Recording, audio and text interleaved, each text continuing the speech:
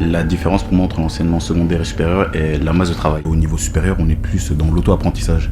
C'est-à-dire qu'on vient en cours et puis voilà. Une question d'autogestion en fait. Dans l'enseignement supérieur, on a beaucoup plus d'autonomie. On se retrouve dans une enceinte où on est beaucoup plus libre qu'avant. Oh, c'est un monde de différence. C'est la liberté. Déjà depuis le début de l'année, on voit que c'est pas comme en secondaire où on est derrière nous, on dit voilà, il y a tel travail, il faut ceci, il faut cela. Non, c'est directement, on se prend en charge en fait, c'est directement rentrer dans le marbre. C'est au niveau de la responsabilisation. Donc on attend que les étudiants gagnent en autonomie et en responsabilisation. En secondaire, les profs sont toujours derrière les élèves, alors qu'à l'université, c'est plus libre, quoi. Ouais, voilà, c'est vraiment l'encadrement qui change. Cette liberté, c'est un coût, surtout au niveau de l'organisation. En secondaire, je trouve qu'on est très bien encadré, vu que c'est des petites classes de 20 à 30 élèves. Dans le supérieur, on attend de nous vraiment qu'on soit beaucoup plus autonome. C'est surtout qu'on ne peut plus rien laisser pour le lendemain. Pour moi, c'est une accélération. L'enseignement supérieur, on fait plus ce qui nous plaît par rapport à l'enseignement secondaire, où on nous impose plus certaines matières.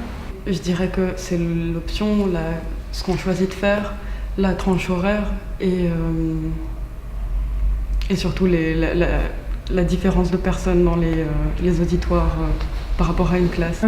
Dans l'enseignement secondaire, on est plus boosté par les profs. Pour moi, ce serait la motivation. S'il y a une échéance en secondaire, on paierait juste des points, c'est tout. Tandis que là, on joue une année. Je trouve qu'en supérieur, on est laissé directement, on est beaucoup plus libre. Alors qu'en secondaire, on est accompagné. Et il y a moins d'échéances aussi en termes de travail, moins d'échéances régulières. Je pense que les étudiants sont livrés à eux-mêmes, alors que les élèves, au contraire, on les tient très très fort.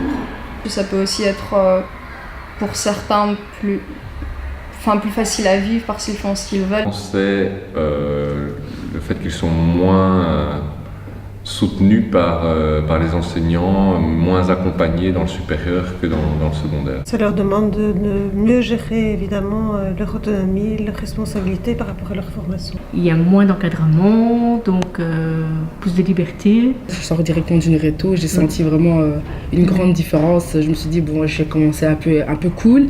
Je me suis dit, non, en fait, faut pas. Normalement, l'étudiant choisit des matières avec lesquelles il a le plus d'affinité. Chaque cours a un rapport avec un autre cours. Il y a un but à ces cours et pas seulement nous inculquer de la matière. Moi, je pense que la solidarité, franchement, elle change beaucoup entre l'université et l'école secondaire, parce que du coup, en école secondaire, si tu as besoin de remettre un cours en ordre, un truc comme ça, on hésite un peu à te donner ton cours. Mais genre à l'université, si tu as besoin d'une synthèse, on te la donne. Si tu as besoin de l'examen de l'année passée, on te le donne. Des trucs comme ça. Donc franchement, la solidarité, elle change vraiment.